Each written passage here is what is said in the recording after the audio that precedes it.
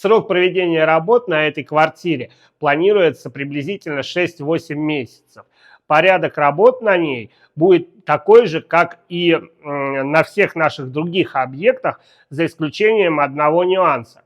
Здесь на первом этаже мы заштукатурили все стены, построили перегородки, развели электрику, также мы разведем сантехнику, затем зальем стяжку и приступим к финишным работам. Шпаклевка, покраска и тому подобное. На втором этаже чуть-чуть будем делать по-другому.